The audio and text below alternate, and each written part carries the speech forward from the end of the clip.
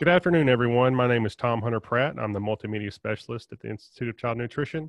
We're going to give a few seconds to allow everyone to come into the meeting today. We had some technical difficulties. I apologize. We're getting started a few minutes late. So we're going to take a few seconds just to allow everyone to come in and we'll get started.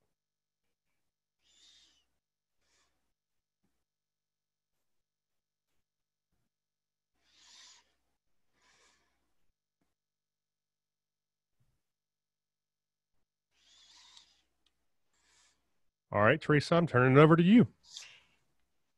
Thank you, Tom. Good afternoon.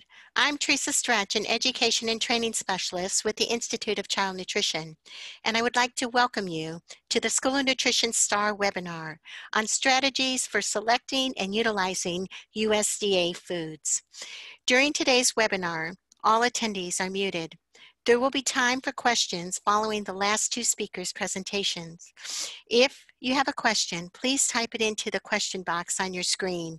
We will try to get to as many questions as possible, but due to our time constraints, every question may not get answered during the webinar. Individuals who have registered will receive an email 24 hours after the conclusion of the webinar. The email contains the webinar recording link and a link to the evaluation survey. Please follow the link to complete the survey. ICN will send out certificates within 48 hours.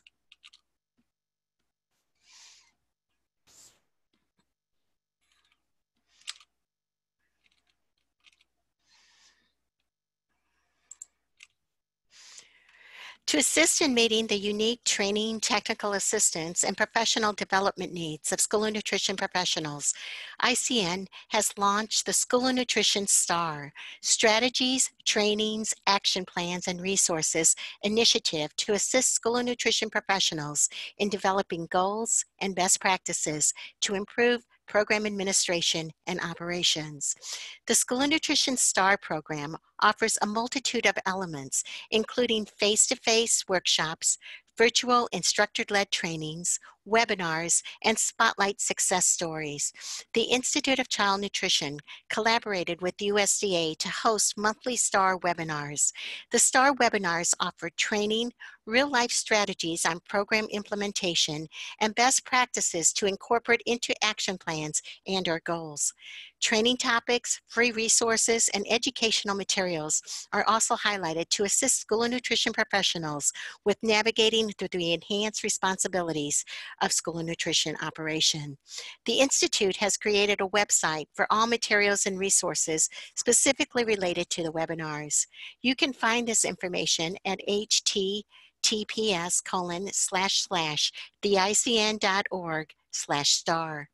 Thank you for joining today's webinar on strategies for selecting and utilizing USDA foods. The topic covered in today's webinar fall under the key area nutrition and meet the USDA Professional Standards Code 1170, Plan for Effective Use of USDA Foods. Today, our panelists include Danielle Lyons and Mike Berkmeyer. Danielle is a senior program analyst in the Child Nutrition Operations Branch of FNS Food Distribution Division.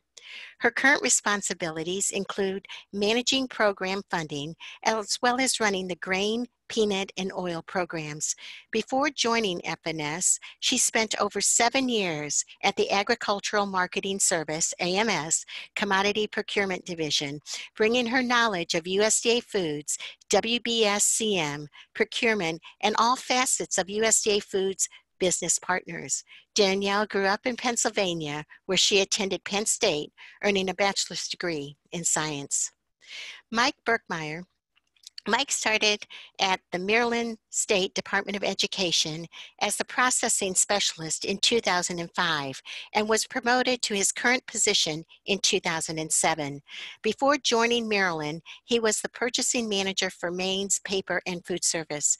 Mike has over 20 years food service experience, which includes a wholesale produce buyer for Marriott Distribution Service and Local Produce Company, Director of Operations for Food Service at Johns Hopkins Hospital, and various management positions for Hyatt Regency Hotel. Mike has a bachelor's degree in hotel and restaurant management from Widener University. Mike is the exhibit co-chair for the Maryland School of Nutrition Association and is currently the president of the American Commodity Distribution Association. In his spare time, Mike enjoys traveling with his family and spending time at the beach. The learning objectives for today's webinar are: attendees will identify strategies, action steps, and resources to learn how their entitlement is calculated and why it can change. You will also identify strategies that some states use in developing catalogs to offer USDA foods to school and how to make fact-based decisions on how to maximize the entitlement and their effective use of USDA foods. And now, I will turn the webinar over to Danielle.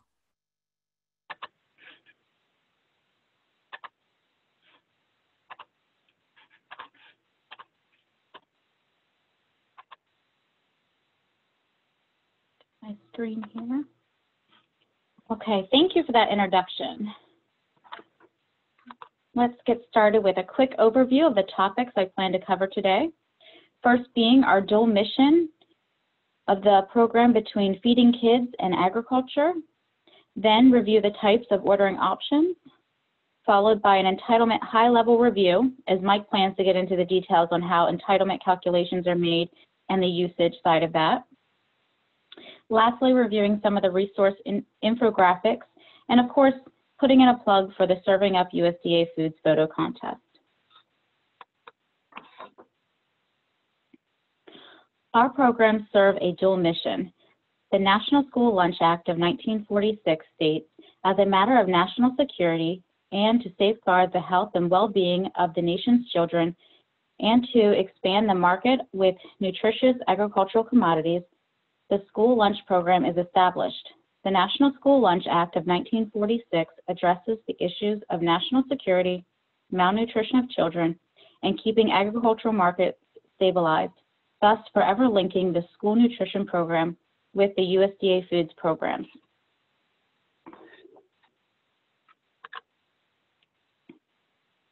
USDA foods support nutritious meal options.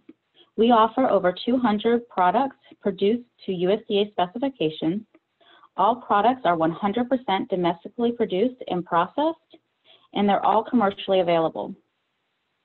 They are not non-food, boutique-type niche foods or sole-source products, meaning they must be produced by more than one vendor. The products need to have adequate supply to meet the needs of USDA customers across the country. The products also need to support nutrition goals in the dietary guidelines for Americans. A full list of available items are published each December for the following school year, better known as the Foods Available List. We are always reviewing the products available to ensure the needs of our customers are met.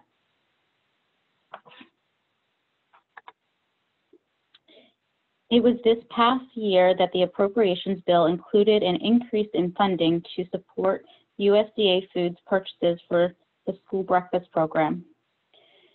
The Foods Available List includes several foods that work well in breakfast, including several grab-and-go items such as the new oat cereal bowls, fruit cups, yogurt, single-serve peanut butter, and the dried cranberries.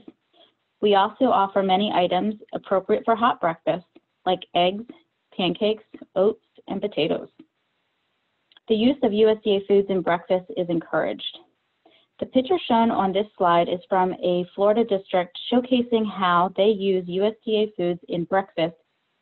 This came from the Show Us Your Trade contest. I'll discuss more on that contest in a bit. The second part of our mission, American agriculture.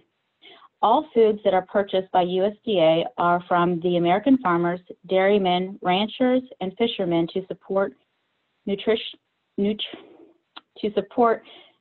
assistance programs in the American agriculture. The two major benefits to American agriculture include facilitate efficient marketing through supply management and encourage domestic consumption, There is also the value to farmers. USDA purchases nutrient-dense foods like milk, cheese, meat, beans, fruits, and vegetables that return a larger share of the purchase price to farmers as compared to processed foods. And I believe now we have a polling question.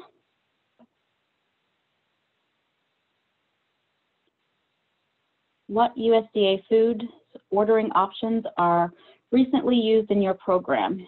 You can select all of them that apply. And we're just going to hold a couple of minutes to see that it gives everyone time to respond.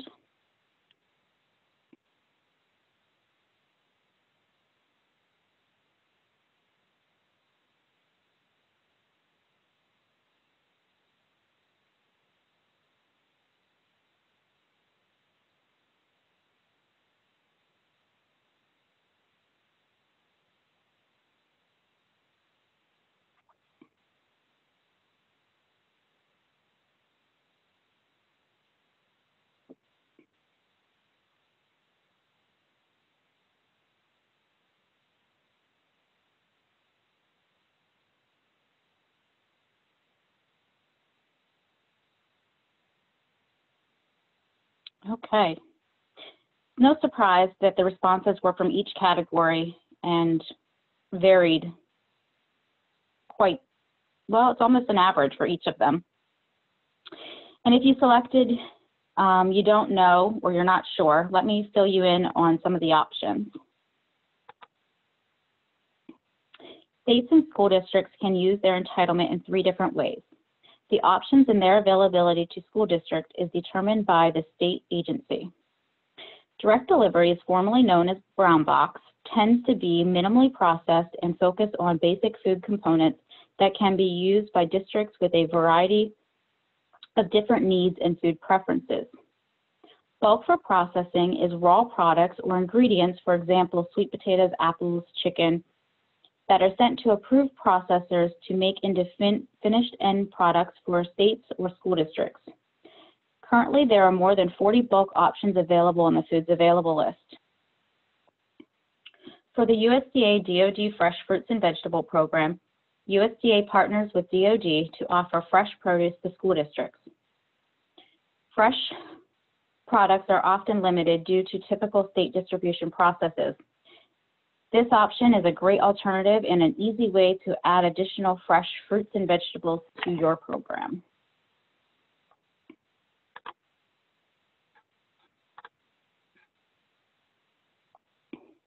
The spending ranges listed show that all states choose to spend their entitlement very differently, depending on a variety of different factors, including number of school districts, frequency of distributions, and total amount of entitlement. It is important for states and school districts to adjust their program purchases to best meet their needs. Also notice there is a wide variation in how states use each of the USDA foods ordering options. This speaks to the differences in how states and districts manage USDA food. These differences are due to a lot of factors, including warehouse space, distribution systems, taste preference, and cost.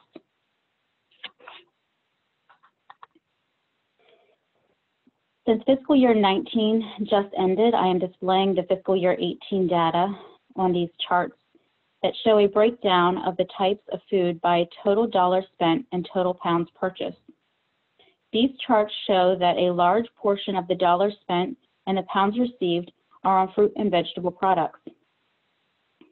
USDA is a reliable source of domestic fruit and vegetables for many states and school districts.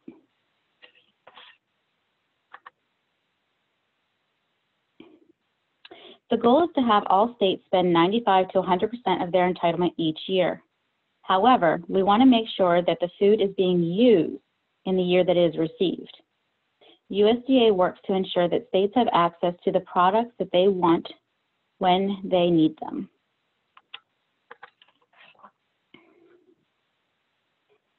School food is a big part of the market according to the estimates from school year 2009-2010. Schools are spending over $10 billion in cash reimbursements, and USDA is spending close to $1.5 billion on USDA foods. Small, but important part of the school food budget. This is the reason it is important to evaluate what products to bring in and use in your program.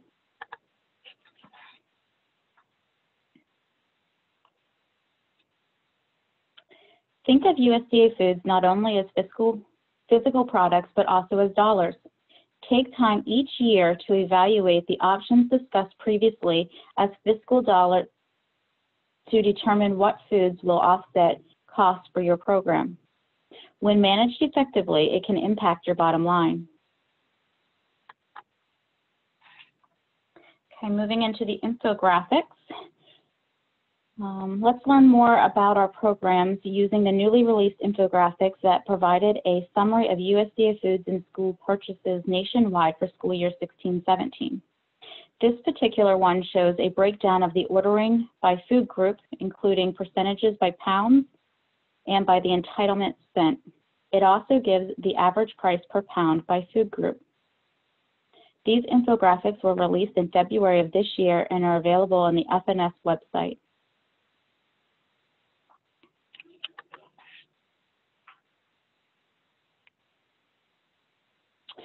This next infographic shows the breakdown of USDA food purchases by program.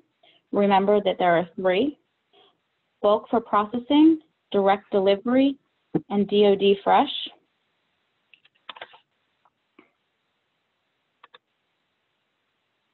This one shows the breakdown of entitlement by state, the top 5 items by entitlement and by pounds, as well as the average number of items purchased by a state in each food group.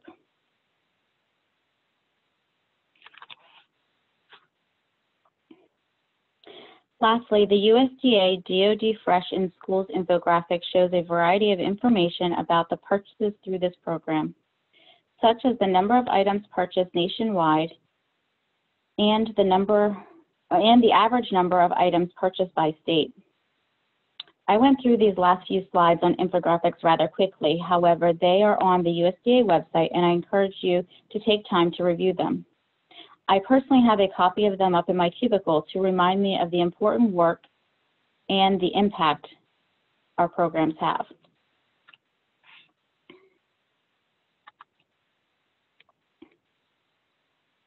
Are you new to the program or need a refresh?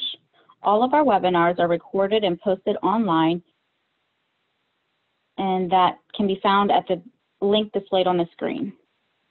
I also suggest keeping in the know with our e-letters. These are packed full of great information and sent out on a quarterly basis. I'm going to pause just for a second so everyone can write down that link.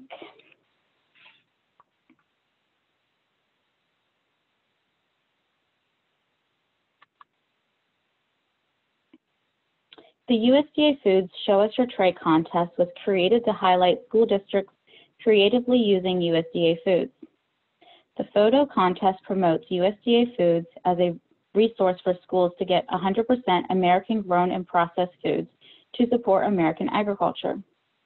The 4 submission categories are USDA Foods Gold Tray Award, the highest honor, and features the most innovative use of more than one USDA food. The Great Grains Award features use of USDA Foods whole grain or whole grain rich options.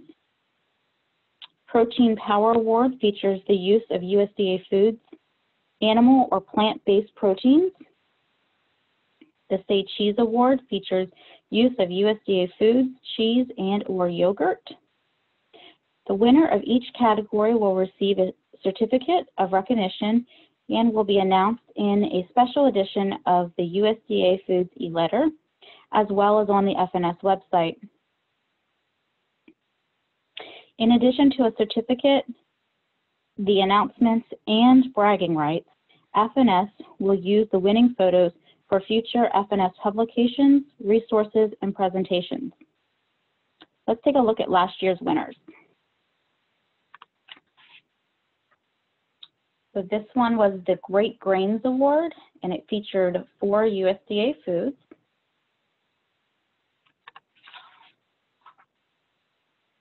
The Power Protein Award Got the chickpeas and the mozzarella in there for some protein.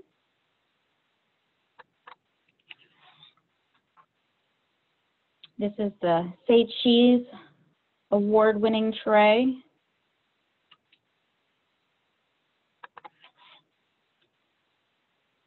And lastly, the Golden Tray Award went to a New York school district, again, utilizing 4 USDA products. USDA just announced the 4th annual photo contest.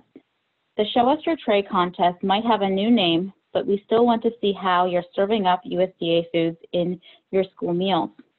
Inspire other child nutrition professionals and submit a picture of your most creative meal utilizing direct delivery USDA foods. It could be a breakfast or a lunch meal. With over 200 USDA food items available, we want to highlight the innovative ways that they can each be used. Your submissions will provide child nutrition professionals with healthy, creative, student-approved meals, ideas for utilizing USDA foods. Maybe your school photo will be in a future webinar by USDA. The Serving Up USDA Foods photo contest began on November 1st, and submissions need to be in by January 15th of 2020.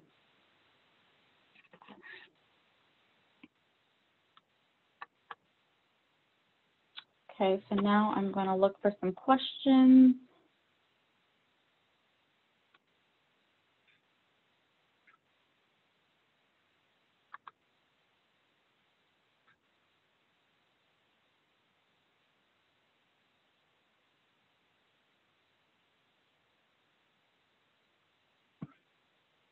So let's just hold a moment until we see if we have any questions.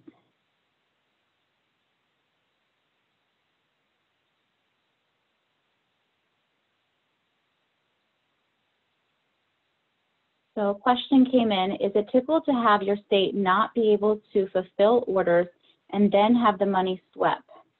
I feel this isn't right because I spent all that money and didn't know until it was too late that I would have money left over. So each state manages the program slightly differently. And I'm sure that in this particular case, they probably are pushing it down to the district level is what I'm guessing this question is about.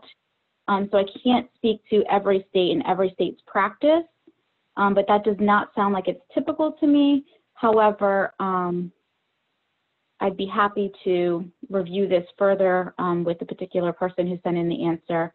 If you need my contact information, just let me know.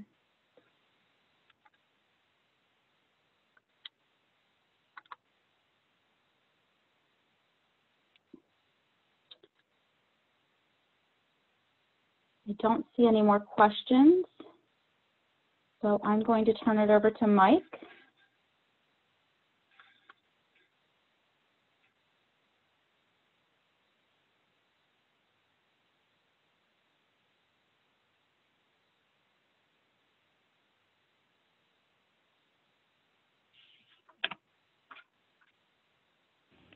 Thank you, Danielle. Welcome, everybody. I'm going to start off with my polling question. So if you would please select the response that best describes what segment of the National School Lunch Program that you represent. State, schools, processor, broker, or other. So I will give everybody a minute to respond.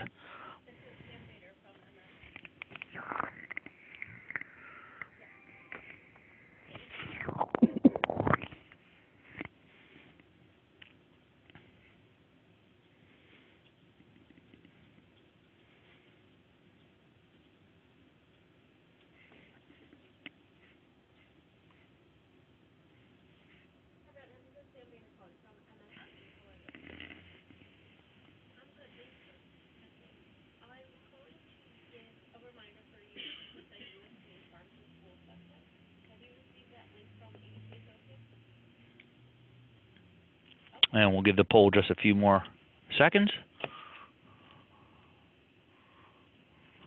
Okay. Wonderful. And if you have any questions, you can give me a call back, okay? All right, thank you very much.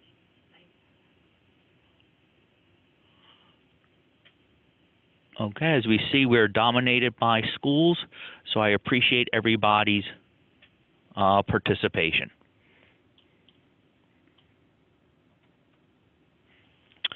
The objectives I'm going to cover on the presentation today is learn how entitlement is calculated and why it changes, how states choose the catalogs they offer the schools, and how to make some fact-based decisions on how to maximize your entitlement usage.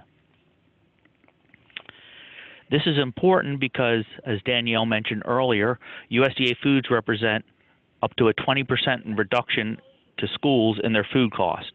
And who would not like to save 20% on their food cost? The thing to remember is entitlement is state property. It's managed by the USDA to the states as a state total. The USDA requires that the states fairly and equitably distribute it to the schools. It's based on most recent actual data. Entitlement's actually a 2-year process, and it's also referred to as the planned assistance level. And remember, the PAL is your PAL. I like to look at entitlement as 2 halves, and the first half is what you're allowed to spend, so let's look at that first. The entitlement formula is basic. It's your claimed lunches times the USDA foods assistance rate equals entitlement available.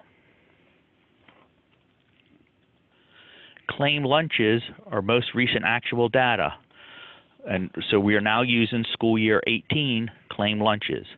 Lunches will be reconciled any day now to actual school year 19 lunches.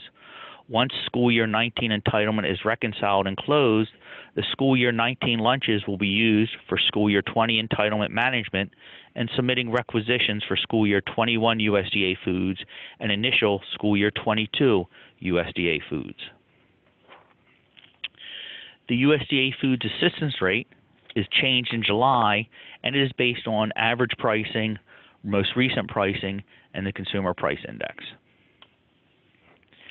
Now, I know I've only been talking for a couple minutes, but it's time to throw a monkey wrench into this easy calculation and mention the 12% factor or rule. And that is the Richard Russell Act, and it says that 12% of all school lunch reimbursements must be in USDA foods.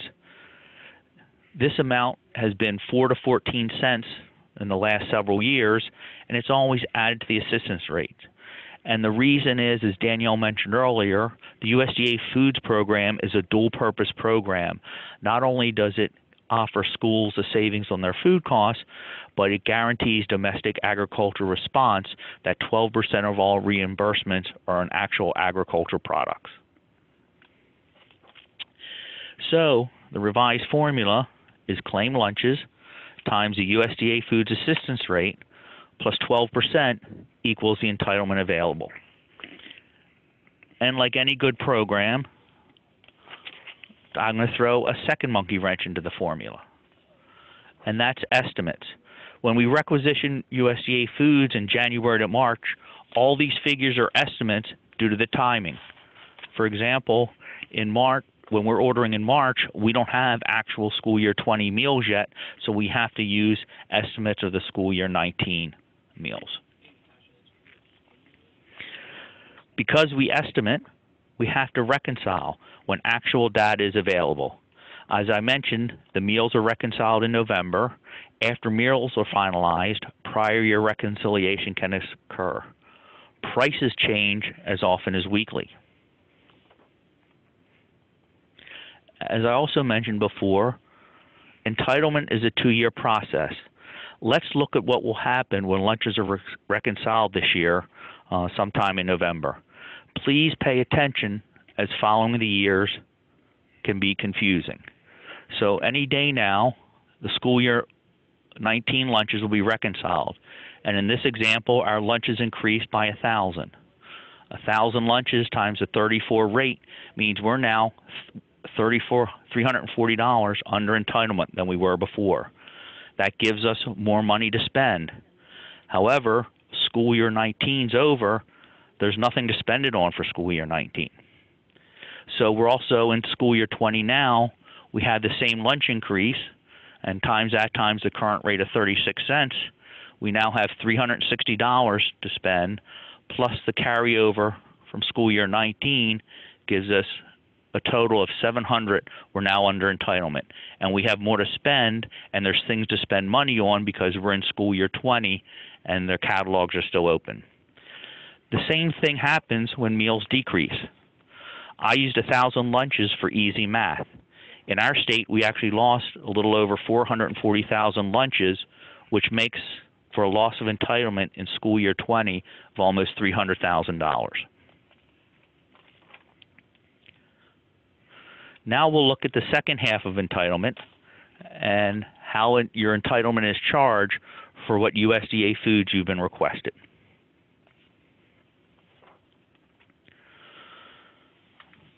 The state draws down entitlement to states by using actual pricing. And actual pricing is average pricing.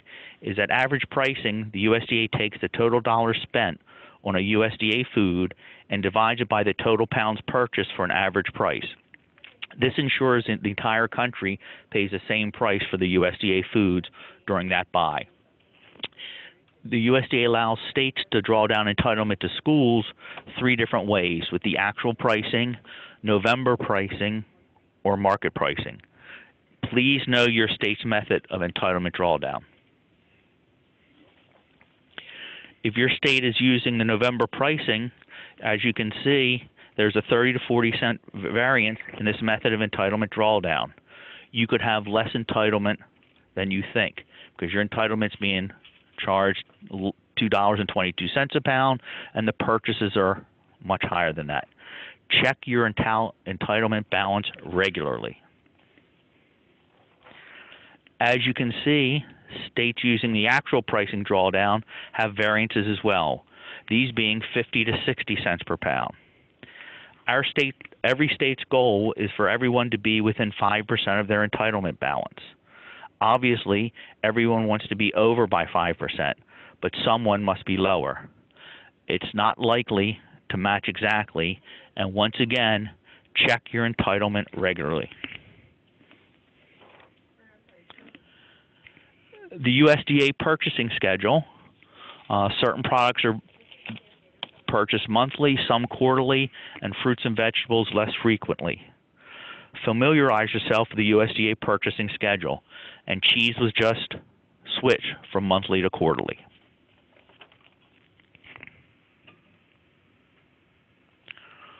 Why is this important?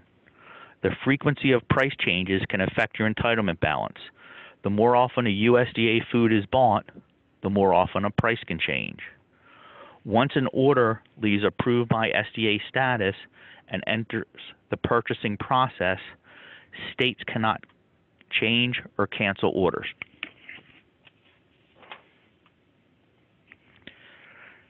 States are constantly deciding on adding or canceling orders as we keep schools within 5% of their entitlement balance.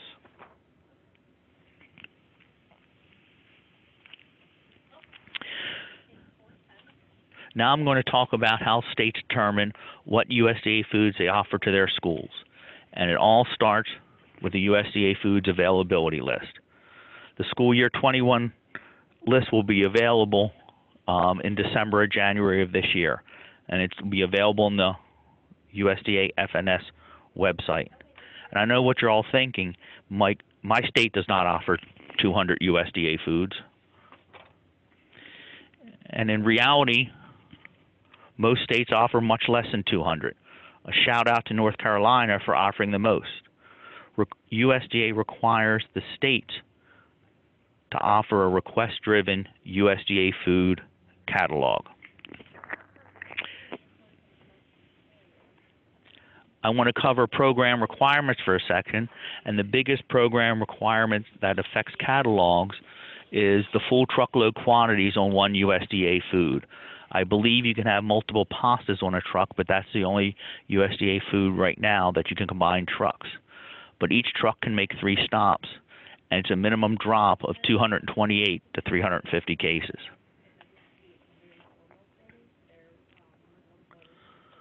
So why doesn't my state offer 200?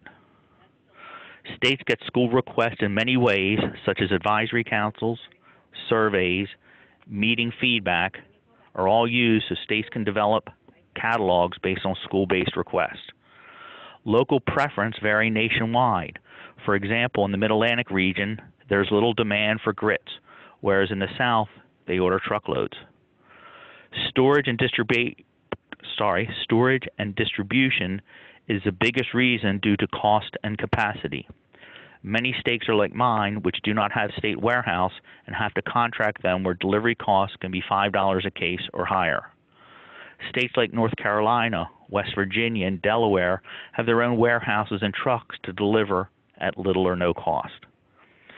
Truckload requirements mean that states must have a truckload demand to place on the catalog. If we offer a product and do not have demand for a truckload, those recs have to be canceled and schools might not have another chance to spend their entitlement. Processing is popular since you can send one item, cheese, chicken, beef, to a processor and get many different finished products. So I'm now going to go into the 3 choices on how you can spend your product: the USDA DoD Fresh Fruit and Vegetable Program, direct delivery, and processing.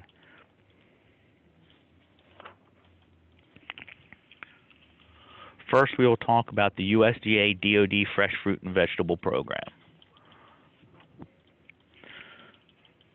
There are many positives to this program. There's no procurement involved, no full truck quantities to worry about, no storage, and it's the only method where entitlement pays for distribution. The negatives can be more expensive, subcontractors, recoveries, extreme market volatility, and transportation cost and issues. Some of the reasons: pricing due to bulk purchase is based on the buying power of your contractor. There is no synergy between all of the 60 or so national contractors. Perishability of fresh produce makes timing critical. The percentage of transportation cost in the total cost of produce is much higher than any other food. And higher trucking prices due to the perishability of produce. For drivers, it is easier and less a risk to haul a truckload of paper than a truckload of lettuce. And we've all seen what the truck driver shortage is doing to trucking around the country, as well as at least here locally to school bus drivers as well. Your second option is direct delivery. Many positives: Buy American compliant, no procurement, commercial equivalent or better, and value. The negatives: storage and distribution is the #1 negative and varies within states and state to states. Full truckload amounts affect smaller schools and less popular USDA foods much more. Your amount and delivery dates can change based on combining delivery dates to meet full truckload quantities and how bids are received by the USDA when they go to purchase products. Now I'll talk about processing. Many positives: consistency, variety, center of the plate. You have more control of the quantities and delivery dates. Negative: distribution, minimum orders, and it must be competitively bid. The SPA and being an approved processor does not exempt competitive procuring processed goods.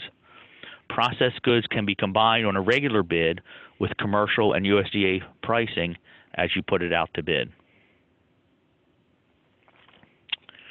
We have talked about the value of USDA foods. Now I'm going to talk about costs associated with those foods. Remember the 20% savings I mentioned before?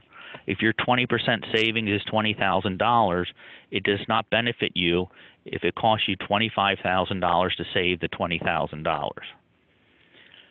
And this simple formula will help you make a fact-based decision on which USDA foods to utilize. You can't use this for the USDA DoD program. That would be just a simple comparison between commercial and DoD prices. But we take to get a true value of USDA foods, you would take the value of the USDA food, any processing, state cost or fees, storage, handling, delivery fees will give you the true USDA food value.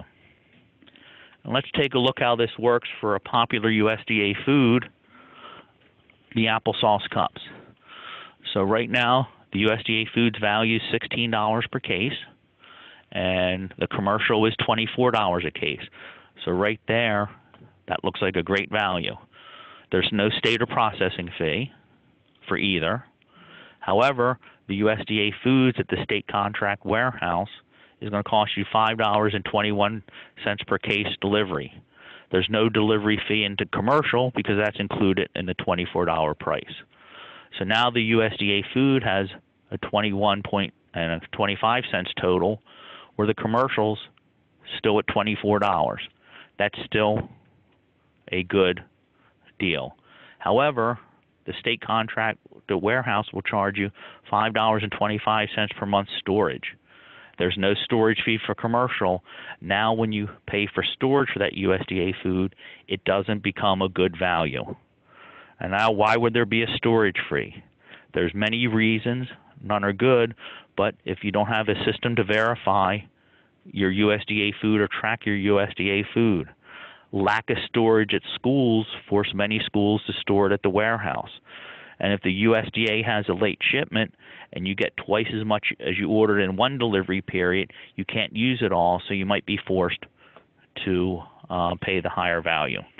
Please have a system for managing your USDA food inventory, both direct delivery and processed.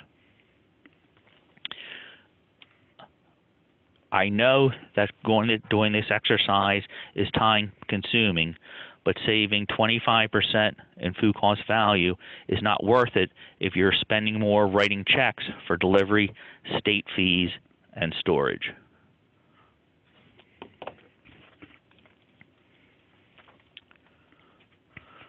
People ask me, what is the best way to use all of their entitlement? Would you rather save $1 or 100 cents?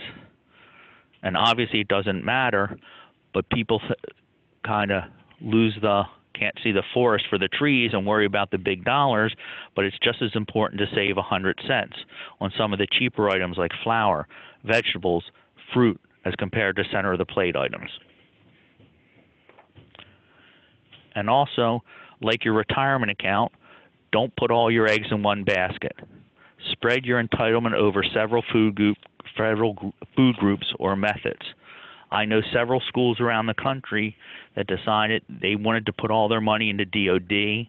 They did not want to mess around with value pass-throughs for procurement, and they wanted fresh produce for their schools. However, if there's on the East Coast, if we have a snowstorm in February or March, most of your domestic produce is not available because those growing regions are affected. And if you can't buy the produce because of any weather-related item, you might not be able to spend all your money and you have entitlement unspent. And remember last year, we had 2 romaine recalls. That could cause you not to spend all your entitlement money. So please diversify and put your entitlement in several different methods. Okay, I'm going to allow time now for questions. And, oops.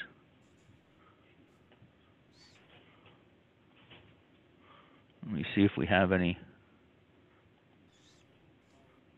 questions. I'll give everybody a couple minutes to get their questions in.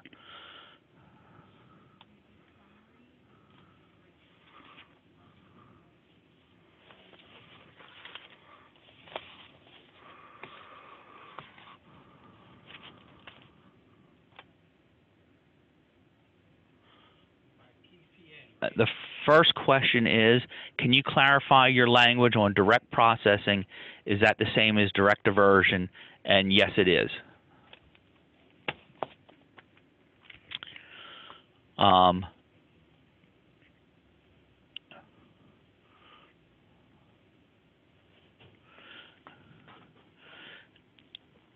The second question is, in my state, if we pick direct diversion option and they don't have enough pounds purchased to fill half a truck, we lose our entitlement dollars. Is there a way we can get those back? and I'm going to direct that to your state agency representative, and they could answer that. I know in other states, if we have a quarter a truck or half a truck, we try to split that truck with another state to a processor. That's quite common. So there might be a way, but not knowing your state's policies, I can't answer any fuller.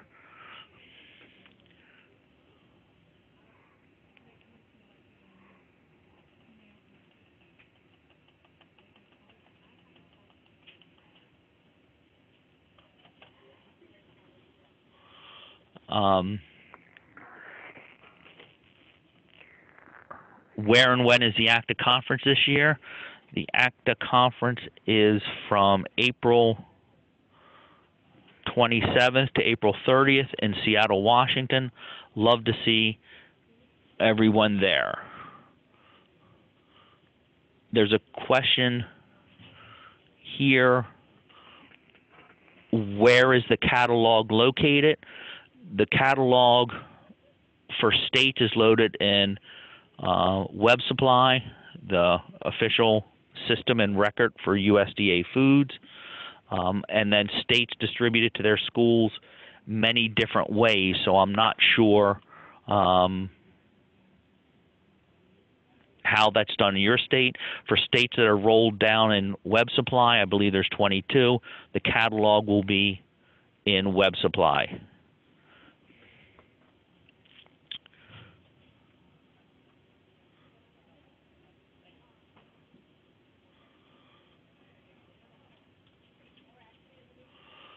There's a question here. I am a one-man show. Is DOD hard to do? And I'm not sure if this is a state or school. As far as a school is concerned, no, it is not hard to do. You just have to learn another system called favors. As far as a state, it's some initial setup and management. But I'm a one-person show at my state, and we offer all three options as well.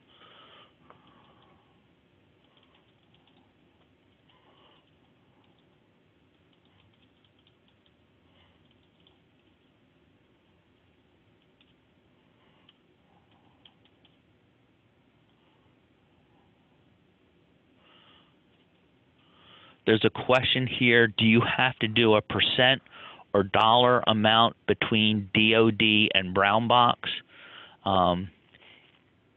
Each state is different. I know every state, though, asks how much gets an amount of money for DOD, and then that's taken off your entitlement and put into favors, so you have that set amount to spend for DOD, and that can be adjusted during the year.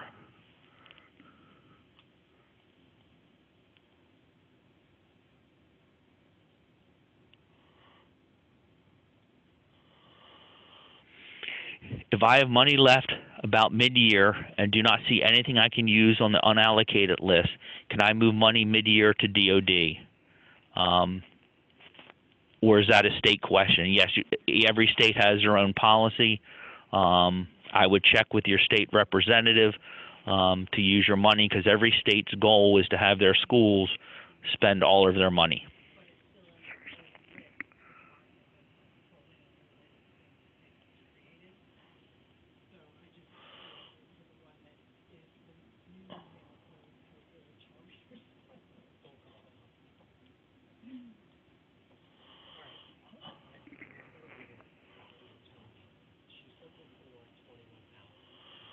Another question, can you move money out of DOD? And yes, the USDA allows states to move money in and out of DOD certain times of the year with the goal of spending it, because you cannot carry over DOD money. Check with your state with their policy, because every state is different.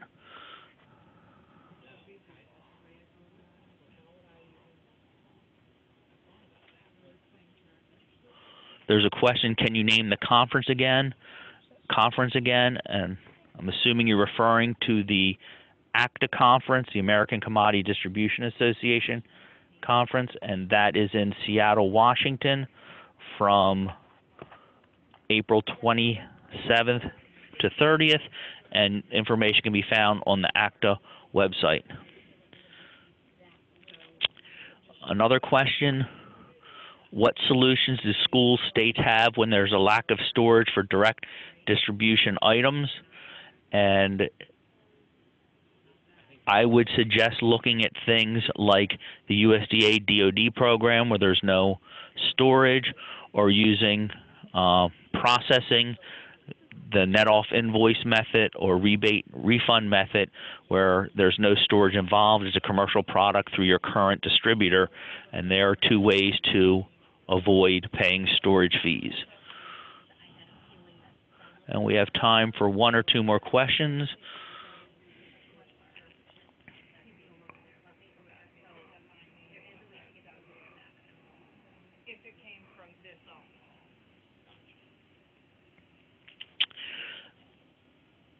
As a state, how do you balance spending entitlement versus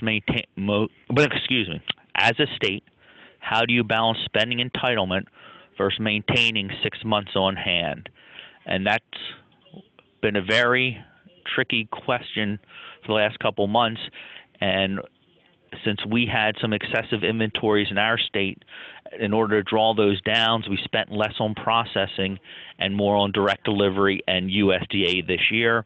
Once those inventories are brought down, we can then start buying, quote unquote, as normal.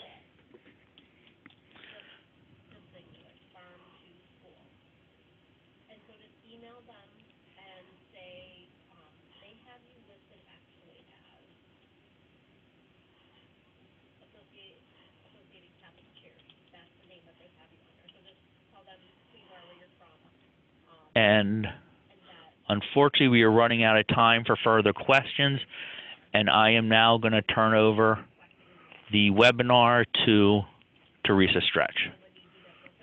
So, Teresa?